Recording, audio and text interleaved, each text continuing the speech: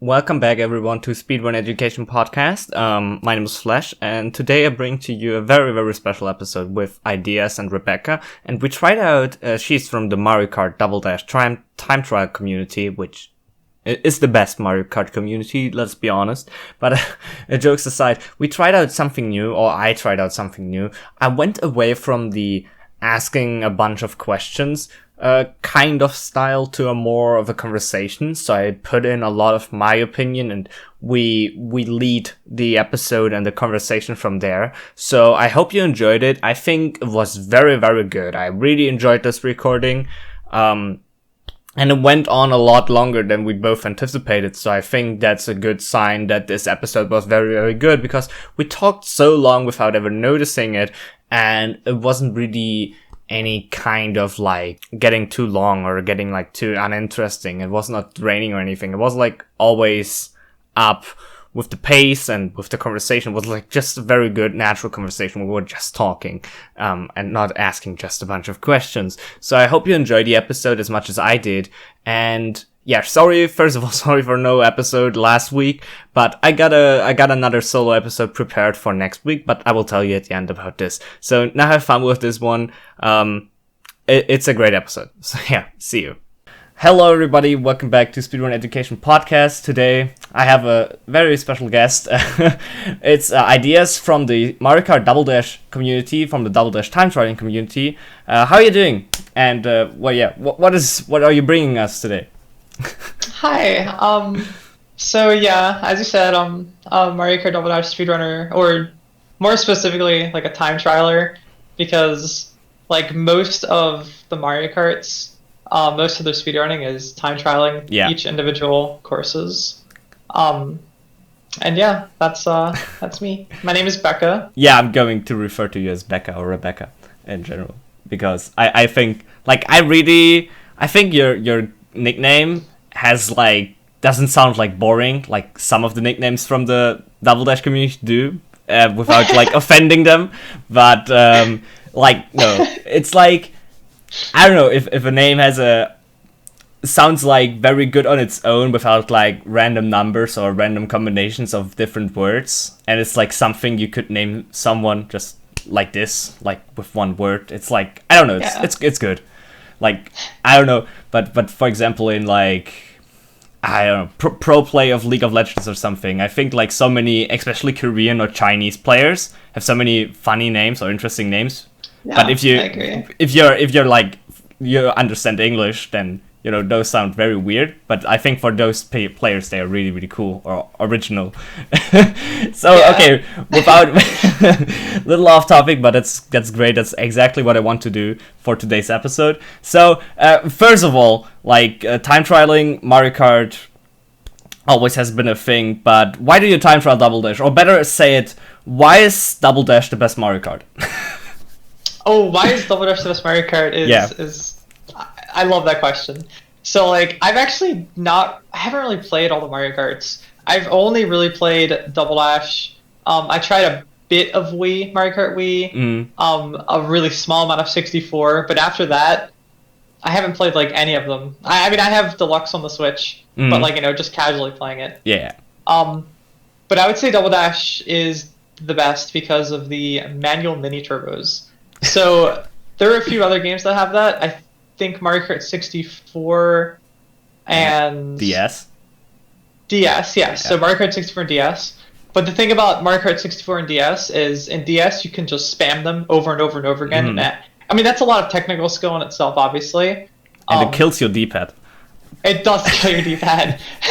But you can spam it over and over again without having to worry about what's called spacing, which is another mechanic that only Double Dash has. And then different to Mario Kart 64, Mario Kart 64 has a cap to how fast you can charge the mini turbo. Oh, okay. So Double Dash has two things. It has an infinite, or maybe not infinite, it's 60 FPS, of course.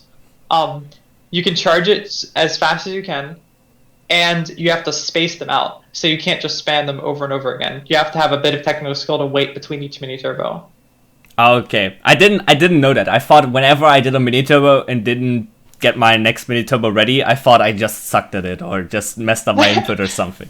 I didn't even know that you have to wait like a specific amount of time. I always thought it's like my own fault. I mean, it is a fault, but it's like a technical fault. You have to know about the mechanics. Okay, actually, that will help me if I ever go back to it. So no, when I went to time trialing in general, I was like just looking through all the games. I played like Double Dash is my second most played Mario Kart in general because I played it a lot with my mom. Like that's funny, but because so little people play with their parents video games, but I played a ton of Mario Kart with my mom and dad. Same. It's like we played so often just all courses in one afternoon. It's like so. It was kind of great, and we played a lot of Mario Kart Double Dash and Wii back in the day. And but when I was looking through time trialing, I don't know, I just stick with Double Dash because it was, I don't know, it's just a great game to time trial, I think, because of the technical skill. But also, I was also looking at Mario Kart 8, but Mario Kart 8 had one thing that pulled me so far away from it, and that is that it doesn't have a standard list. And many people might now think, what is a standards list? So, yeah, let's get real quick over it so we can talk about the other stuff. So what is a standards list in time trialing? Because no other game has that, I think. So yeah, I think it's limited to just time trialing games. So Mario Kart has it, and I think Crash Team Racing has it, if I do recall, or a different type of kart style game.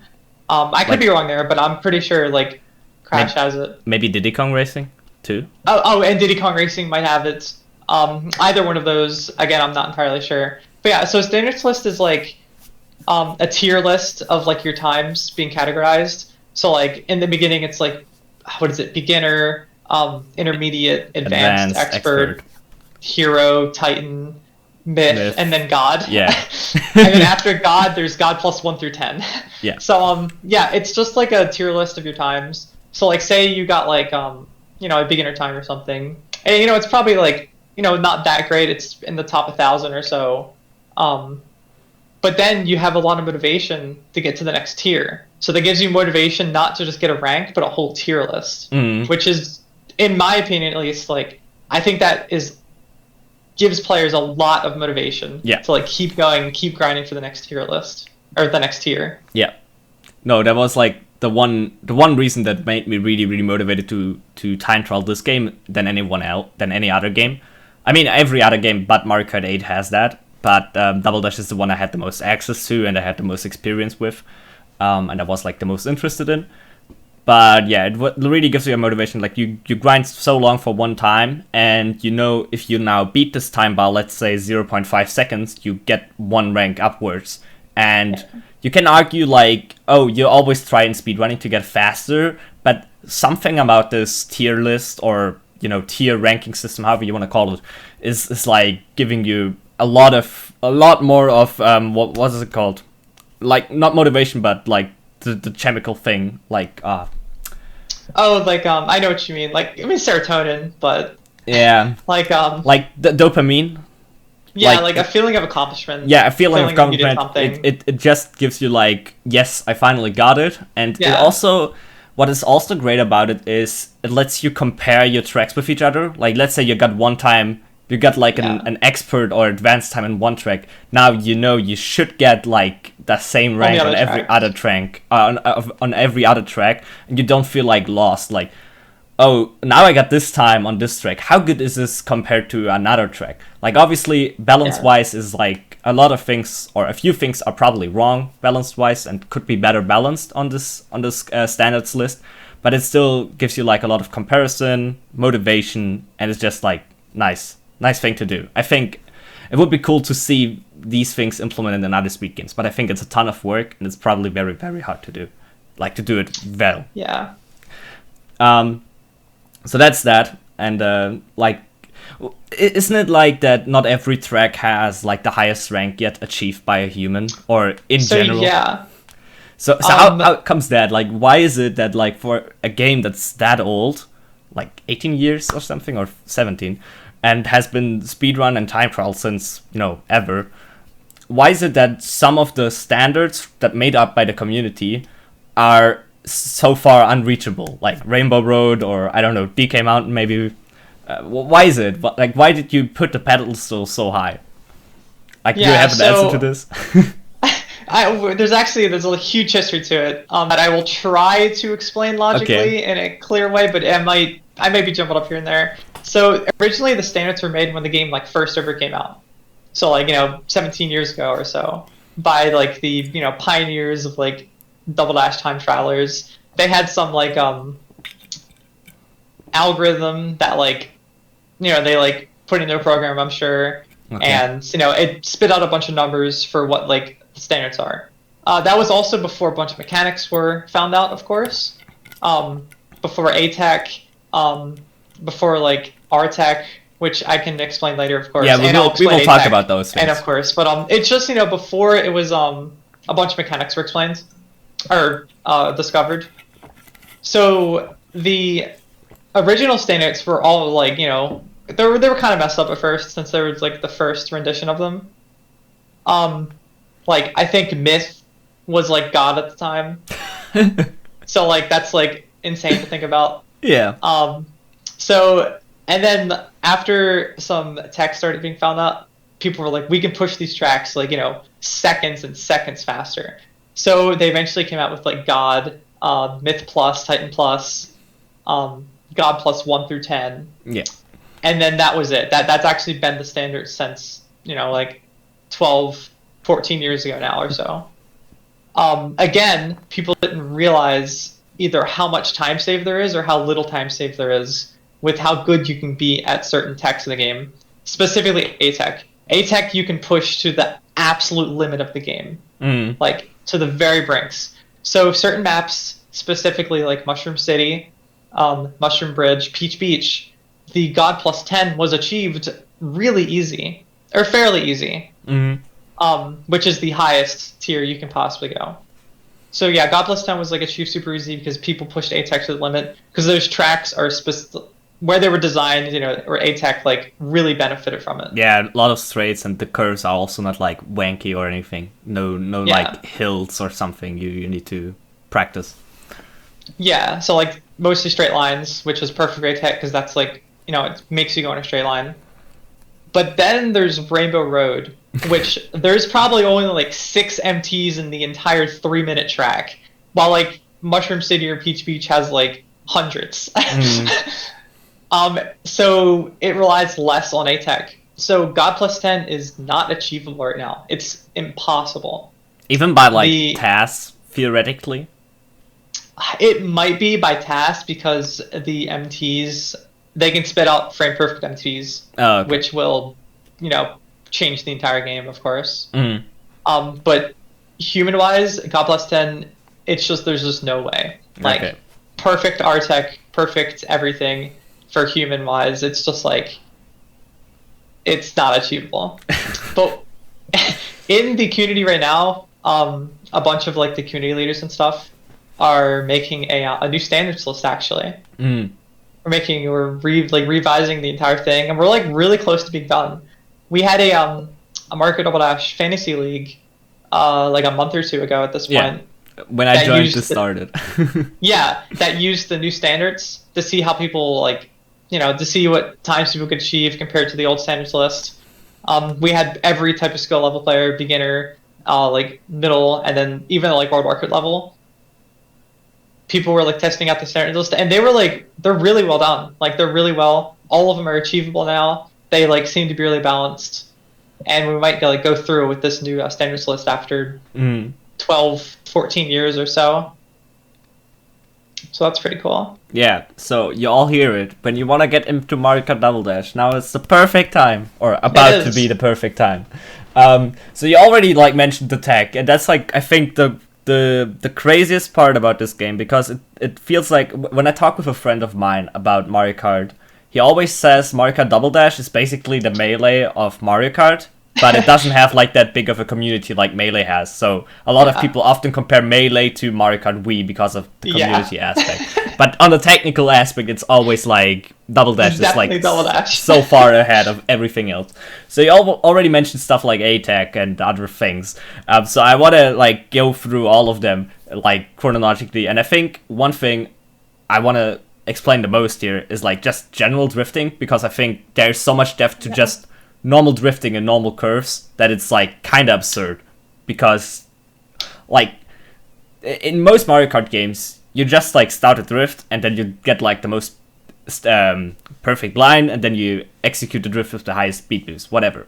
And I think in Double Dash there's so much about just how you enter the drift, how you execute the drift, like how much do you turn while drifting, and how you exit the drift. Because like I feel like the difference between a good player and a bad player can just be made on like 4 drifts per lap, and that's like how they save like a second or over the other player, even though they did the same amount of drifts. So how exactly the drifts work and why they're like, what is the deep mechanic behind them? Because I don't know personally right now, although I played that game a lot. Yeah, I mean, again, yeah, like you said, it's really deep, and I'm not world record level, so like I still have lots and lots and lots to learn. But you're top 20 or top 16. Like, what is your current rank right now? I'm ranked 11 right now. Oh, okay, wow, nice. And but yeah, like you said, a lot of it's about the exit. As long as you're exiting tight in the corner, it's a good corner. But again, you know, it's about everything. It's about like how tight you do it, your approach to the corner, and the way you like have to position the control stick in every corner is just slightly a different notch, slightly a different like specific numbered angle, or else it'll change your entire line. You start implementing that with like mini turbos, and of course, like I said, A-Tech, which at a certain level, almost every mini turbo you do will have some A-Tech to it. Like almost every single one. Just because it helps your line just that much better. And yeah, like you're busting out mini turbos like left and right as fast as you can. And like I said, spacing, I mentioned that earlier. Spacing, you can't just like charge mini turbo over and over and over again. You have to let your mini turbo breathe. So the max speed your kart can go up to is 70 miles per hour. So you do a mini turbo, let your kart go to 70 miles per hour, and stay at it for, I don't know the specific like numbers here, but I just have a feeling for it. You wait like, I don't know, arbitrary number, like a second or two. And then you start another mini turbo. And you do that over and over and over again, of course, until you finish the lap. Yeah, that is like, when I got into this game, I was like, you know, I love to play it, but I realized after 2 or 3 hours of playing it, my thumb got super sore, and it got really, really tiring. And not only that, but just to play the game mentally for that long, I felt like after 2 or 3 hours, I wasn't concentrated enough to even pull out the times to beat my last record. It's like so crazy what you have to do for that. And it's like, I don't know. And then there are like other things like like Matilda said one thing about like sideways boosts or like drifting on the walls, like sometimes super strange. Like you see that a lot on Mushroom Bridge. I think that's like when you just you just slide on the wall the entire time. It's like it looks so satisfying, but when you try it yourself, it's like I think when you mess up one thing, you just bump into the wall straight and you just lose all your speed. Yeah, it's like you super strange.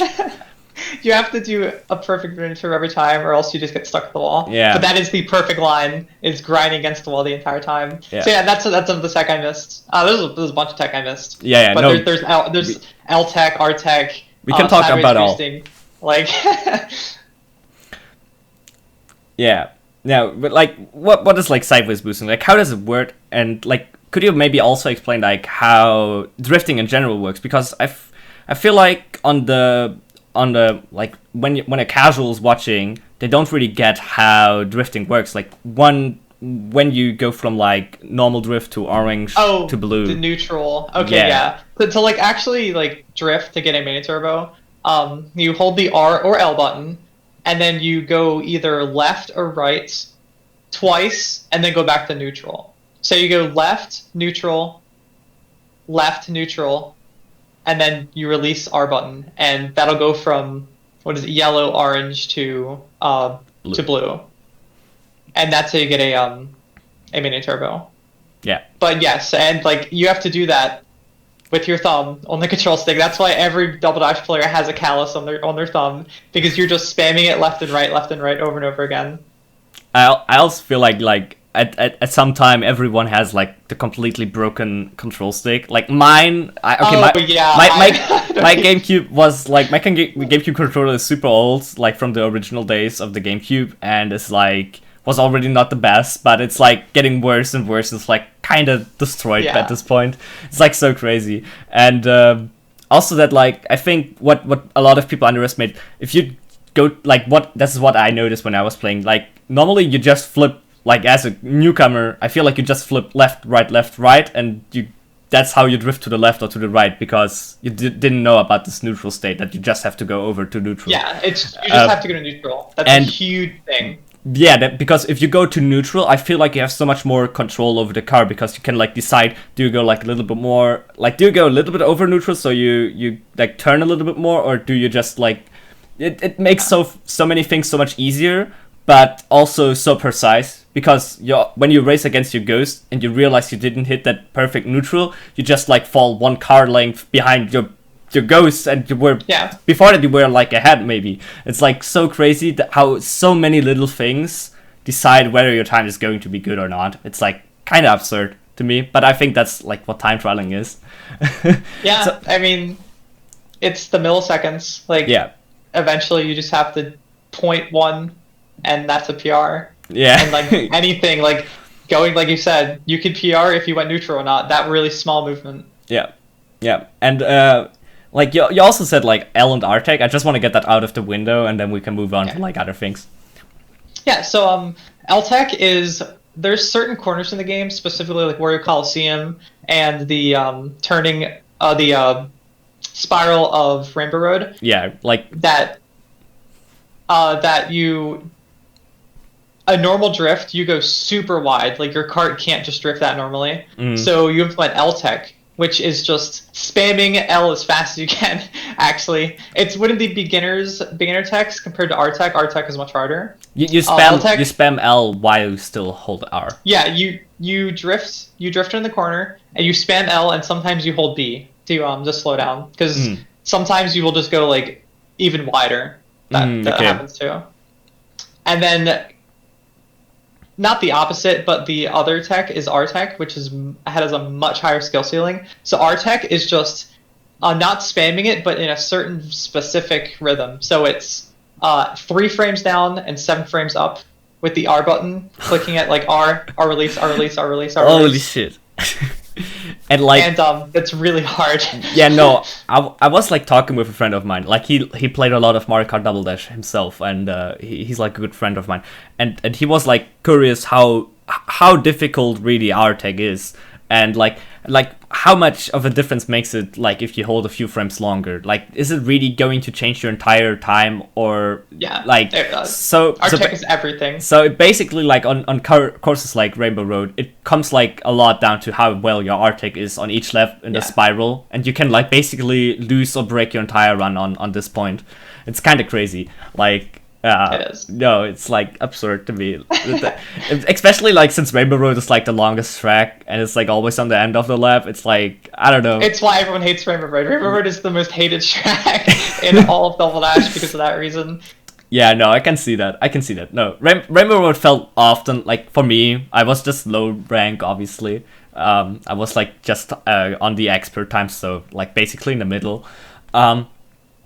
I felt like on Rainbow Road, and like also on a few other tracks like DK Mountain or Waluigi Stadium, I felt like it felt kind of random if I get a good run or not, because I was like not so good at deciding the run's strength on my own, but like how well I got on the spiral upwards, and if I hit every speed panel or not. And I don't know, it felt like when I was working for a good time on Baby Park, I was like really working on it, and I earned it myself. And every time I went back to Waluigi Stadium, I just played the course, because I get better player. I beat it by 3-4 seconds, whatever, and then it was so hard to beat it again, even though I didn't know what I was doing different. It's like so strange. Yeah, that you get into the groove where that happens sometimes. Yeah, definitely. I've been there. We've all been there.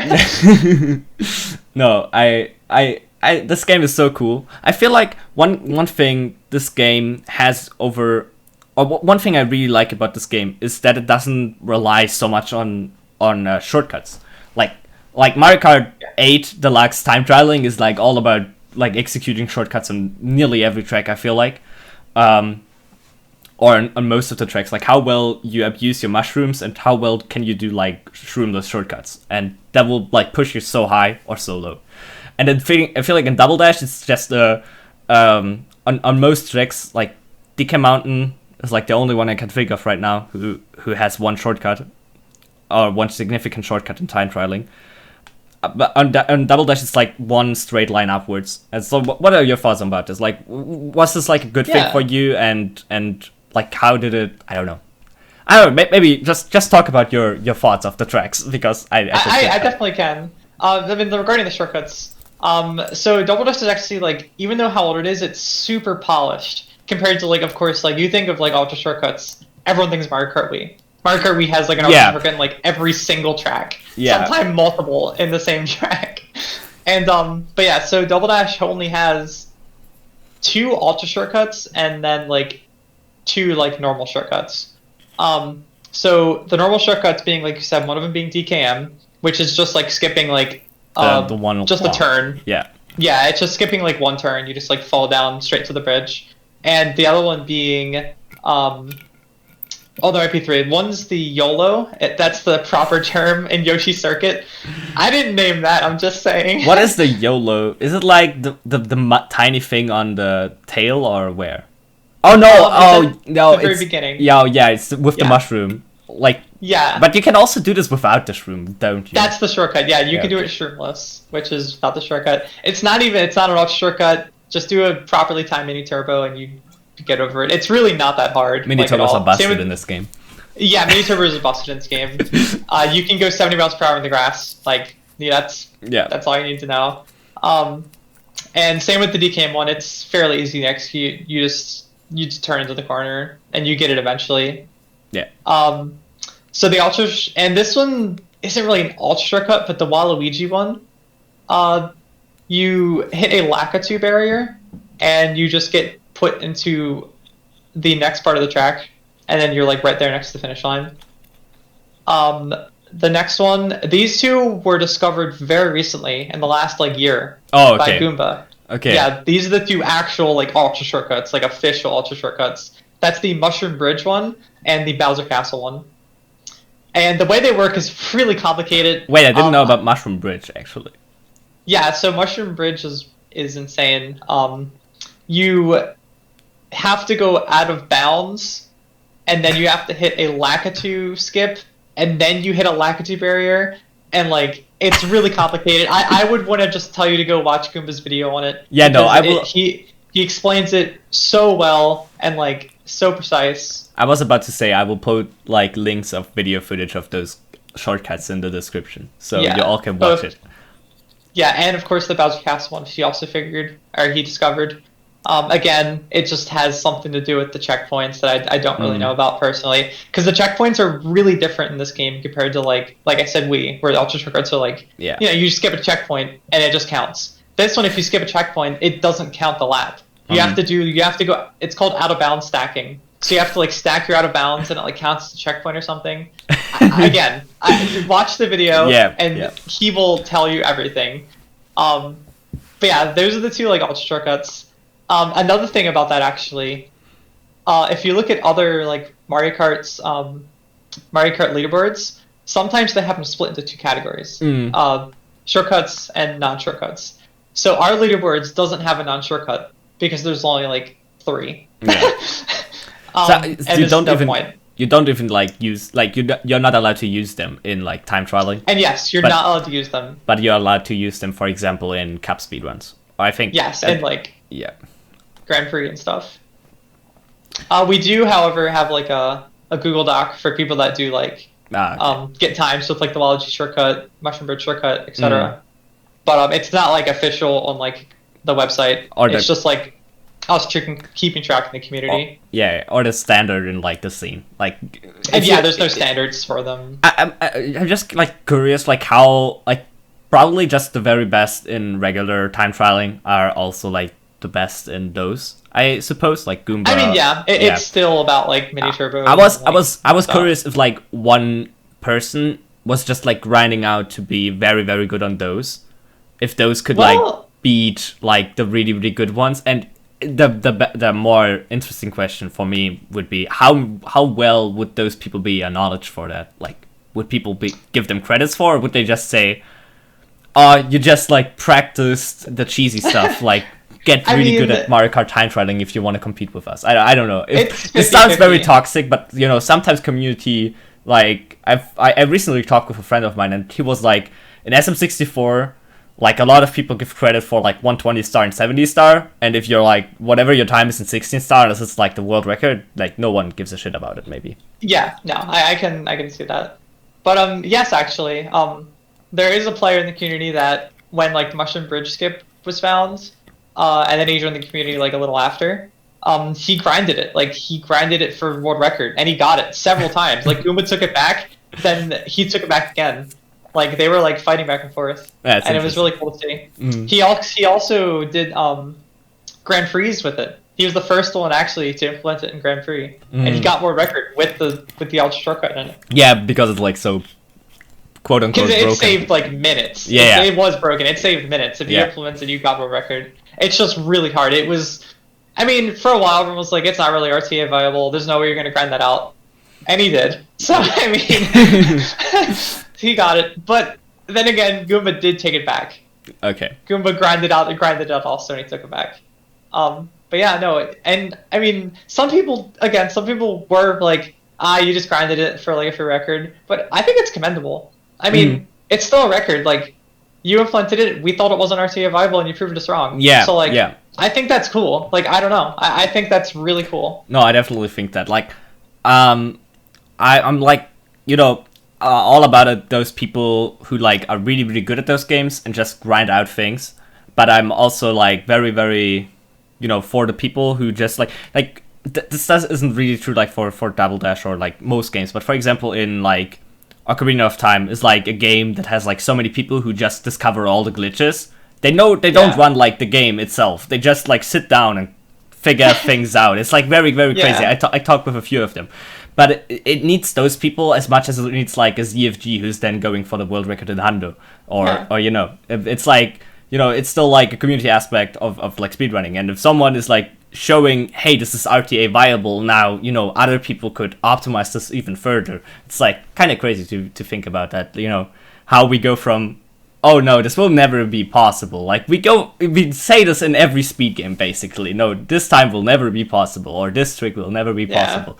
And you know, some stay truly impossible for the most part, but you know, sometimes people are like, no, I will get this shit done, and then they just do it. It's like kind of crazy. Like I don't know, but also like one thing. One thing I like also about this game is like the tracks kind of play differently for most part. Like for example, Sorbet Land. I know this comes really random straight transition, but I just want to get this out. Like whenever I watched when I was watching you did Sorbet Land, I felt like, for example, this little ice section at the end is like super unique compared to every other track in this game, by just looking at it. And I feel like every track has at least like one part or one thing that makes it very very unique. Like Baby Park, you just like hit your face into the wall and do like a friend of mine told me this is like not normal A-Tech, there's like a sort of crazy A-Tech you do in Baby Park. Yeah, it is. And then like, for example, what else is there? Like, I loved Always the Ride or the Desert, and I was like kind of interesting for me to see that you like half the time you are not even on a track, you just like go under the little orange sand, and this is like still driftable and fast, and the game doesn't care about it. And yeah, I don't know, I feel like all tracks have like one thing that makes it very very interesting, unique. Or like Bowser's Castle, when I was doing it, I had always a hard time getting a new record because I needed to beat that fireball on the first lap, otherwise he blocks like the shortcut there, or like the shorter turn, and I was like just grinding for 1 hour or 2 hours to beat that fucking cycle. And then once I got it, I was like, my heart was pumping because I knew now I need to get a good time. Otherwise, I'm like, everything was for nothing basically. So yeah. What do you think about this? Is this like something you can relate to, or is like definitely? Yeah. Definitely. Like no, like that's also what makes Double Dash like in particular super fun for me, because like I can grind out a track and get like really burnt out, but then I like think about playing a different track, or like watch like a friend play a different track, and I'm like, well, I really want to grind Double Dash more, even though I just grinded it like for 5 hours. I'm like, but like this is so different compared to the last thing I was doing. It's motivating me. And like to comment on like the baby park strat you were talking about. So I'm gonna backtrack just a tiny bit here to talk about A-Tech. So there's like all kinds of variants of A-Tech. There's normal A-Tech, which is how do you even like execute A-Tech? Like how does A-Tech work? Yeah. So A-Tech is releasing A, not holding A. So like in Mario Kart games, you just want to have slam A the entire time, and there you go fast. But in Double Dash, it's actually different. It's actually releasing A and you go faster. So say you implement a drift, you have A down and R down, and you release R, and that's just a normal drift. So A-Tech is actually releasing A and R at the same time, and then pressing A and R at the same time. So this makes your kart actually go in a straighter line, for some reason. And then it just, the actual like physics is it makes your kart have forward momentum. And so you can actually implement different forms of A-Tech. So releasing A before R and having R down the entire time gives you sideways momentum. And that's what fancy A-Tech is called. And that's what you see in Baby Park, where you're just going sideways the entire time. And like, when I first saw Goomba's like world record of him just going sideways around Baby Park, it blew my mind. I mean, I was like beginner at this point, so I was like, this is insane. I want to be able to do this. To a person who even has never played the game, watching the Baby Park world record it looks like they're cheating. It really looks like they're cheating. They're just going sideways the entire time. Like, that's so weird. But that's like that's like peak level of like highest level of highest level of Double Dash is Baby Park sideways. It's really cool. Don't you also use this like in Peach Beach Fastest Lap? Like yes. Yeah. I saw this and was like, why are you what are you doing there? Like, why aren't you driving like normal? Yeah. So again, there's also different parts of each track where you can implement sideways, which just makes it that much faster. So like you said, the beginning of Peach Beach Fast Lap, you go sideways until you shroom, because it's the tightest line you can possibly take. It's really hard though, because like lining up the shroom, it was a nightmare. But and then also Sherbet Land, the ice section, you go sideways. Oh, okay. But since the ice physics enhances A-Tech, you don't actually have to fancy. You can like normal A-Tech and it kind of pushes you sideways. Okay. You have to get used to it. Yeah. No, the ice when I was doing Sherbet Land, first of all, like I needed to figure out how to like go over this hill perfectly. But the ice physics and the Shy Guy cycles were the things that messed me up the most. Because like I always felt like, oh yeah, I know how to go around this, but then sometimes I like just hit this little hill and then I just bop into the wall like on the ice. They're like these little hills.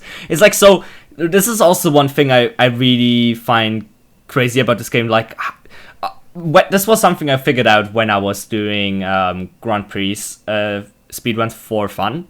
Like the logical physics of this game are super whack. Like seriously, when you're in the air, you're just like floating weirdly, and like when you do Grand Prix and you're getting hit by a shock while you are drifting or while you're like high speed, I feel like you're just sliding 50 kilometers forward in a turn, and you can't. There's nothing you can do about it, and you're just hitting a wall. You fall off, and you're just like, oh well.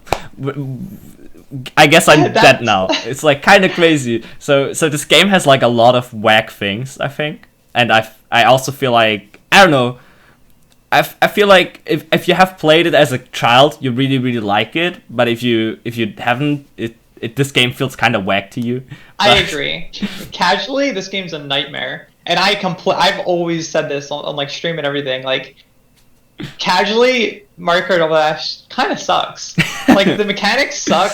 Like, the manual mini turbos are really bad for a casual player because it takes a lot of techno skill to do one mini turbo. Like, even just a normal mini turbo, like, I agree. But, like, once you dive into the mechanics, like deep mechanics, competitively, it's an amazing game. No, I remember when I was a child and played with my parents this game, or with my brother. I remember I was the only one who used drifting. Like my mom was always like going around the corners without drifting at all. Like she didn't know what the L and R button do, and she never wanted to know what they do. And I was I was drifting. I don't know if I was getting mini turbos, but just because I was drifting, I felt like, yeah, I'm cooler. I'm faster going through this. I mean, you were faster. You were probably taking the corner tighter. Yeah. Okay, so one last thing I just wanted to talk about today, because we already talked 38 minutes. It's kind of insane. Wow. Yeah, no, I was looking, the first time I was looking at the time, I was like, holy shit, we already talked 27 minutes. I thought we were sitting here for 10 minutes maybe, or 15, It's kind of crazy. But no, Grand Prix speedruns, I feel like are I wouldn't say I would ever main that thing. If I would ever go back seriously to Mario Kart Double Dash, I would go for time trialing again. Or yeah, I'm still kind of going. But Grand Prix felt like kind of a fun, unique experience somehow, because it's so much different, and it's I don't know. It obviously comes down to RNG to some extent, but you. If you're a good player, you would still get I don't know, top 10 time for the most average part. So yeah, let's talk a little bit about this. What are the things that make Grand Prix speedrun, for example, more fun than you would guess as a casual? Because I think if you have no idea about time trialing or Mario Kart Double Dash or Mario Kart speedruns, you think, oh, when I do a speedrun with all the CPUs and the RNG of the items, it's pure RNG fast for world record or for a good time. But it's probably not, especially in Double Dash. I feel like it's probably not. That's actually how a lot of people think. That's how I started too, actually. I first started playing Double Dash, doing Mushroom Cup speedruns, Grand Prix. Eventually, I had people in my chat be like, or the Double Dash community at the time, feel like, oh, you should try time trials. If you really want to play this game, if you really want to speedrun it, everyone plays time trials. And of course, I switched over. But that's also how I see a lot of new players. Every time I see a Double Dash stream and they're a new player, they're doing either All Cup Tour or Mushroom Cup or something, and they think that they're oh, the world record's probably all RNG. If I just grind it out and get perfect RNG, I'll get world record. But there's a lot more to it. So yeah, same, RNG sucks. Once you play a lot of time trials, you don't want to go back to Grand Prix at all. You don't not care about those leaderboards. You just do a race with friends for fun and submit it to speedrun.com. Yeah. So that's all you really care about. The RNG is just so annoying. Time trials has 0 RNG. It's all cycle based, which is perfect. That's all skill factor. Yeah. And yeah, like you said, I mean, once you get really good at time trials, and you had a newbie time when you first started the game on All Cup Tour or something, you beat it by minutes. Yeah. Just because of how faster you are with the mechanics and all kinds of stuff. Another big thing actually is also airtime. I forgot to mention this with the mechanics. Yeah, this airtime is really bad. It's also the most important factor if you want to have a good time on DK Mountain. Yeah. It's also, it totally makes everything different. For this entire track, it's so crazy. Yeah, it saves seconds not to have airtime, because you go down to 20 miles per hour, which is slow. No, when I was doing Grand Prix, I always did All Cups Tour, because fun story, I always go to a location very near to my home place, which is a gaming bar, and we play Smash Brothers and other fighting games mainly there. But every Friday we have a fun event, let it be Werewolves. I don't know if you know that card game. Is it Mafia? Yeah, it's Mafia, but with other cards and types. Or we play I don't know, we had a Mario Striker fun tournament. And we also have sometimes Mario Kart there. And one time we had Mario Kart Double Dash. And I was I did the speedrun of this game. I wanted to win it. Serious. Yeah. So I did all tour Grand Prix for practice. And over like the 2 days or 3 days I did this, I was like improving my time by, I don't know, 2 or 3 minutes by just like going over and over and getting like one time very ridiculous RNG. Like I think I got only 4 blue shells and 3 shocks or something. It's like I was feeling very good about this one. You know, even though on every track I drove probably into 4 billion bananas and like hit the wall and was not really playing on my best, I still felt like, hey, this one was nice. So but then a friend of mine told me about that you like, for example, you can dodge blue shells if you're really good, but that's kind of wacky. And one thing I also figured out myself is like when you drift like in a turn, or when you can just drift nonstop, basically you like either outrun red shells or they just hop like weirdly besides you because they can't catch up. It's like super strange. And like how, for example, does like blue shell dodges work? Because I never really understood it, although it looked like 1,000 times looked like I nearly got it. So yeah, if we could get that one out, so people can say, oh, you can dodge blue shells without a mushroom. This game looks now 10 times better to me. So you can dodge blue shells without a mushroom. All you need to do is mini turbo, but it depends on if you're on flat ground and if it's the type of blue shell. So there's like 3 or 4 different kinds of blue shells. There's one that hovers behind you for like a second or two, which is like letting you dodge it. Those are the ones that are like super easy to dodge. It's like not even close to frame perfect. It's like probably, you know, like 5 or 10. It's like super easy if it's like hovering behind you. Well, not super easy, but if you have a grasp of the mini turbo mechanics, it's easier. Then there's the ones that just instantly like hit you. Like they give you zero. They give you. It's impossible to dodge. They don't even get an indicator. So like normally there's like a blue or red shell indicator behind you. There's no blue shell indicator. They just go boom and hit you. Those suck. And there's also like 2 in between. There's one where it like hovers above you and you have like way less frames to react. And there's one where it's like even less frames to react. So there's like 4 different kinds, or it like roughly. But yeah, so you charge a mini turbo, you wait for it to hover behind you. If you get a good blue shell, you wait for it to hover behind you, and as soon as it like swoops in to actually hit you, you just release the mini turbo in like a parallel direction, and you dodge it. It just like hits the ground in front of you. Okay. No, I got that sometimes very, very closely. Like it looked like it dodged it. Like I definitely, when I was looking at my screen, it looked like it just exploded besides me, but it still hit me. So it's probably just I didn't hit that window. But it's like kind of interesting to me that you somehow can do this. Like when I was doing this and didn't know that, it often looked like to me, hey, this looks dodgeable, but probably not. So it's kind of cool that it's like dodgeable. Yeah. It's dodgeable. Do you think we have forgotten anything? Like, do you think when someone listens to this, he's like, holy shit, Double Dash, I have access to my GameCube or Wii, or can mod my Wii? You can probably mod your Wii so you have Double Dash, can't you? Yeah, you can USB load it, and it's like allowed on the time trial website. Yeah, just do that if you have a Wii. It's like easy. If I can mod a Wii, you can do it very easily. There are tons of tutorials for that. But yeah, do you think we have forgotten anything so people will be convinced? Well, you said you can also dodge red shells, and yes, you can. If you just do like pretty much perfect mini turbos, the red shell won't even get you. Because it's just like not that fast. Yeah, it's not that fast. And it's the physics of red shells. The physics of everything in this game are weird, but red shells just sometimes, especially on like Rainbow Road or like bumpy tracks, they already like are not like really on the ground the entire time. So sometimes they just like overshoot you randomly. It's like kind of strange. This game has like some weird mechanics, but it's still very, very good. Like if you just look at time trialing, it's very, very good. Time trialing.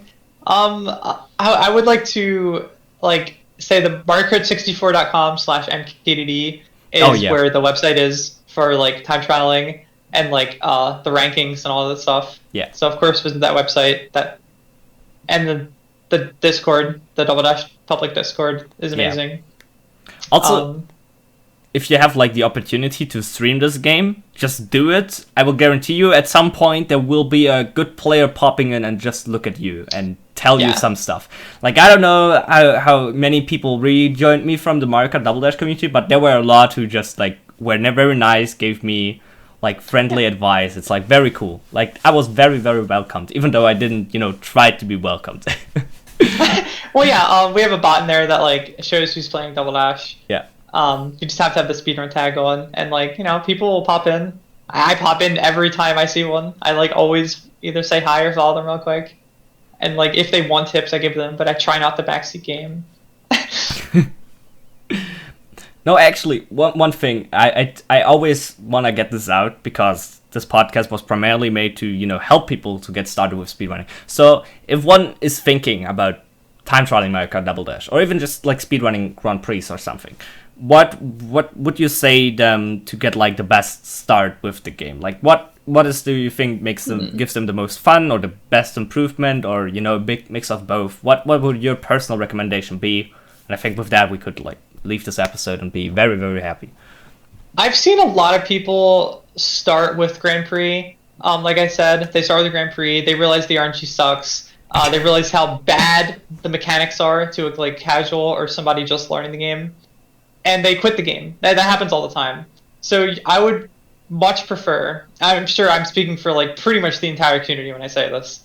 Just play like the first map, or like not even the first map. Just like your favorite track, whatever one. Pick it and just like time trial it.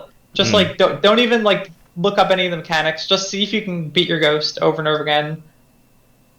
And just like if you like the game there, just keep going because it's super fun. Like time trialing, there's no RNG. It's like once you learn how to mini turbo, you'll beat your ghosts. Like you can do one mini turbo and you'll beat your ghost. Yeah. And like it's really fun. Like especially when using ghosts and you're like way ahead of it. Lap 2, you see you're like 500 milliseconds ahead. Your heart starts going like 500 beats per second. I can totally agree. Time trialing can be very, very addictive, but as we said earlier, it's like I speedrun, I speedrun Celeste, which is also like a high input, low downtime game. But yeah, time trialing is much more tiring because you can reset over and over and over, and you give yourself very, very little breaks. Usually, if you're unaware of it, so you just get tired of it. But it's still very, very addictive, and it's like cool to see go times down. Especially one really cool thing I like about this game is when you grind out one track for 3 hours just to beat it by 0.5 seconds, the next day or later you go to like another track, you feel much more confident, and you just beat it naturally without even thinking about it sometimes. Yes. It's like very, very cool, especially in the beginning. So that is my take on this. I think we have covered everything. Thank you again for being here. I think we had a fantastic talk. I hope you enjoyed it. And yeah, go out, get Mario Kart Double Dash from your, shelf, very, very dusty shelf, and then just play it and have fun with it. It's very, very great. It was a lot of fun. And yeah, see you next time. Everyone, goodbye and have a great time. Welcome back from this episode. I first of all hope 50 minutes, I think it's a 50-minute recording, was not too long for you. I think it was really good. I really enjoyed this conversation. We could have talked for like probably an hour more or even longer. So we maybe will record another episode with her because this game is so deep and I really enjoyed this conversation.